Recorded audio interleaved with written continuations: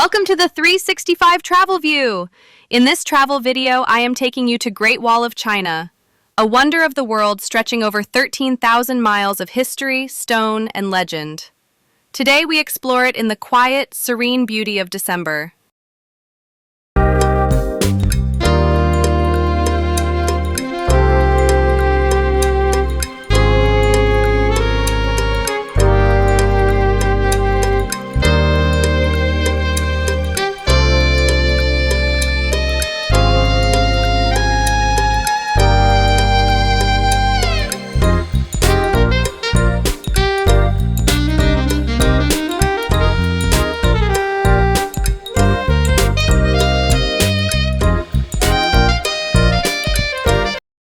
Visiting in December is a unique experience. It was really cold.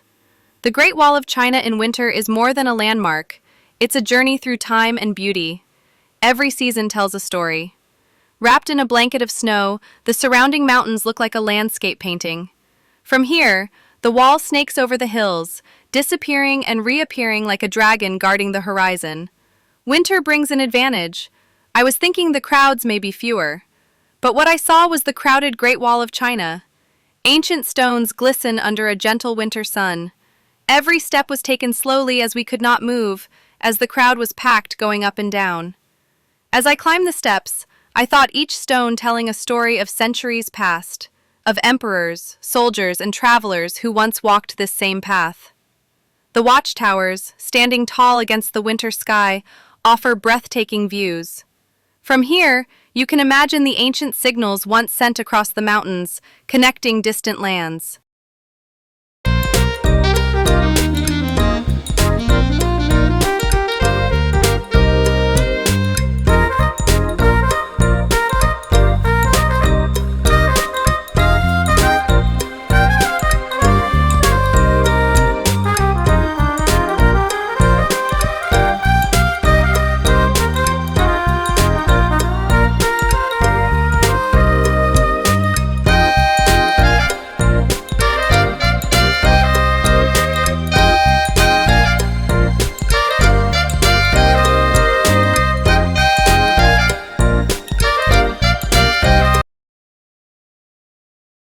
If you want to save your energy for the wall itself, getting to the cable car is easy. From the main entrance area, follow the signs for the cable car or chairlift. You'll see a shuttle bus stop nearby. Most of the tickets are sold with shuttle bus entry. These buses run frequently and take you directly to the cable car base station. The ride is short, comfortable, and perfect if you don't want to climb from the bottom. Once you arrive, you can choose between the cable car for a smooth ride up or the chairlift if you want a more open, adventurous experience. Chairlift and cable car are both different queue. Temperature was -5, so I couldn't take much photos from the top. It was difficult walk, look at the steps and move slowly with the crowd. All little spots were taken for photos, so I took these visuals on the way down. Each step feels higher than the last, and the stairs are uneven, steep, and unforgiving. Within minutes, I was huffing, puffing, and questioning my fitness level. Winter makes it even tougher. Cold air in your lungs, heavy jackets slowing you down, and icy stones demanding careful steps. But the moment you stop, catch your breath, and look back, the views are absolutely worth it. Walking the Great Wall isn't easy. It's a full climbing experience, and every tower feels like a small victory. We are now on the cable car going down.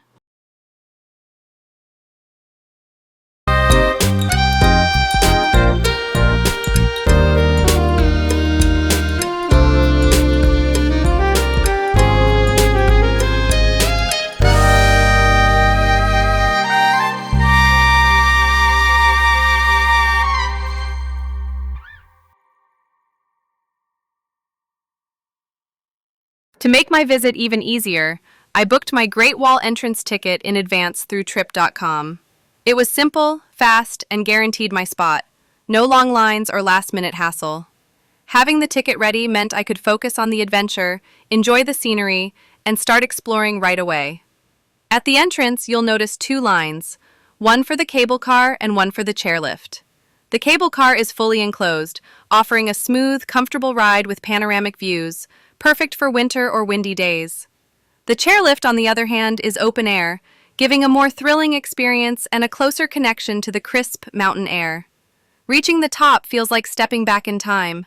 After gliding up the cable car, you're greeted by the wall stretching endlessly across snowy mountains. The air is crisp, the views breathtaking, and every step makes you feel closer to history, standing on a monument that has witnessed centuries of stories and legends. I use Didi apps to book the ride to Great Wall of China. Getting to the Great Wall of China can be an adventure in itself, but booking through Didi over a group tour has some big advantages. First, it's affordable.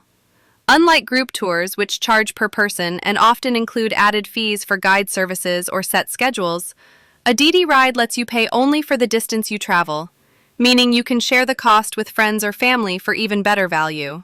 Second, it's flexible. You decide when to leave, how long to stay, and which section of the wall to explore. No strict itinerary, no waiting for other tourists. Third, it's direct and convenient. Many group tours make multiple stops, pick up and drop off at hotels far from the wall, or stick to popular crowded sections. With Didi, you go straight to the entrance you want, whether it's Mutianyu, Jinshanling, or a quieter, scenic spot, saving time and energy. Finally, it's comfortable. You ride in a private car, control the pace of your journey, making your Great Wall adventure truly your own. Now we are walking down from the cable car to the bus stop. Walking down is my favorite part. Walking up, I was questioning my fitness level every second.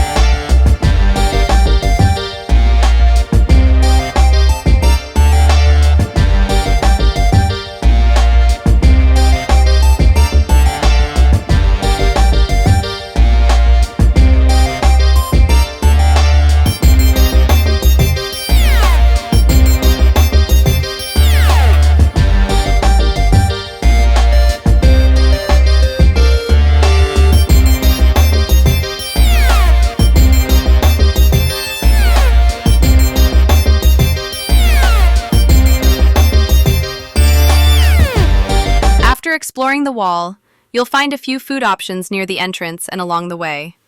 There are small restaurants and snack stalls offering hot drinks, noodles, dumplings, and local snacks, perfect for warming up during a chilly December visit.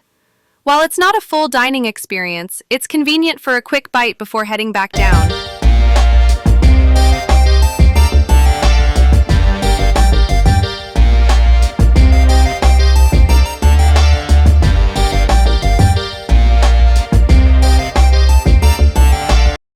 After hours of climbing, this shuttle bus feels like a reward. From the exit area near the cable car station, signs clearly point you toward the shuttle bus stop. It's well organized, with staff guiding visitors, so there's no confusion. The bus arrives regularly, and once you're on board, it's time to finally rest your legs. As the bus winds its way down the mountain road, you get one last look at the forested hills and watchtowers disappearing into the distance. It's a smooth, relaxing ride back to the main entrance, a perfect way to recover after the Great Wall's demanding climb. You do not need to show ticket while coming back, but you need to show your ticket or passport when you get the shuttle bus from down.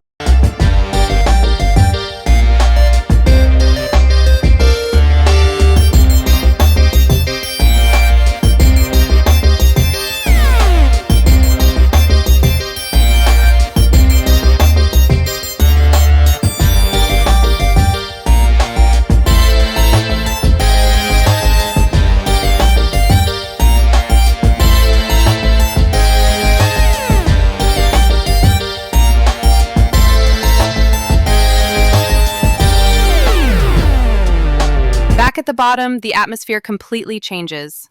The tough climb is replaced by rows of souvenir shops filled with Great Wall magnets, postcards, scarves, and handcrafted items. Perfect little reminders of the journey you've just completed. Food stalls line the walkway, with the smell of grilled skewers, warm snacks, and fresh drinks drawing you in. After the cold climb, even a simple hot tea or coffee feels comforting.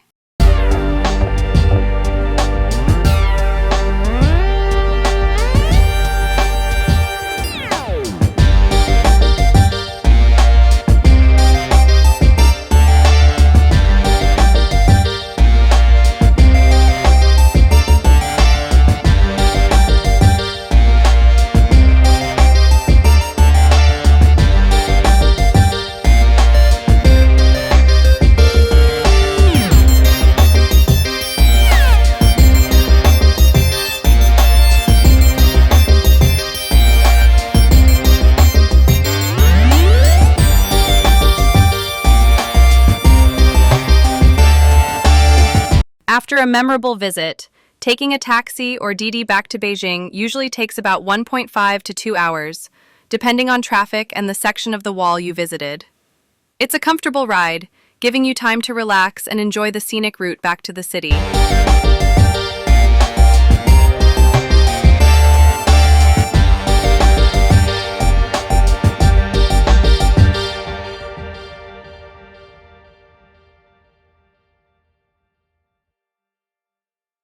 We took a break at Burger King here.